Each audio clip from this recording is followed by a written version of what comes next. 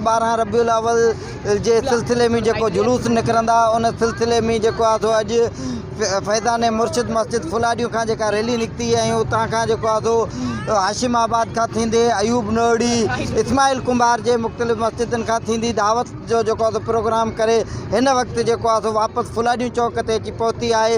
हिते हिननि सां असां ॻाल्हाईंदासीं त हिननि जूं छा तयारियूं आहिनि ऐं हिननि जो छा चवणु आहे त 12 रबीउल अव्वल जे सिलसिले में हिननि कहिड़ियूं तयारियूं कयूं आहिनि। अल्हम्दुलिल्लाह अज़्ज़वजल मिलाद मुस्तफ़ा सल्लल्लाहु अलैहि वसल्लम जे सिलसिले में पूरी दुनिया में जोश जज़्बे सां मल्हायो वञे थो। असांजे फ़लھॾي शहर में मिलाद नबी सल्लल्लाहु अलैहि वसल्लम जूं तयारियूं जारी ऐं सारी आहिनि। महबूब मदीने वारे मुस्तफ़ा सल्लल्लाहु अलैहि वसल्लम जी आमद जे सिलसिले में हीअ अज़ीम शान रैली जेका मुख़्तलिफ़ ॻोठनि खां थींदी फ़लھॾي जे चौक ते इख़्तिताम पदीर थी आहे। अहिड़े नमूने सां शहर ॻोठ में मुख़्तलिफ़ जॻहियुनि ते रैलियूं निकिरनि पियूं। असांजे पंहिंजे शहर फ़लھॾي में इंशाअल्लाह हिन साल बि जुमे जे ॾींहुं सुबुह जे 9 बजे फैज़ान मुर्शिद मस्जिद में रैली कंदासीं। तमामु जे कुंड कुड़च में जेके आशिक़े रसूल आहिनि उहे जोश ऐं जज़्बे सां उन ॾींहं जे तयारियुनि में आहिनि। असद शहर टाइम न्यूज़ सिंध।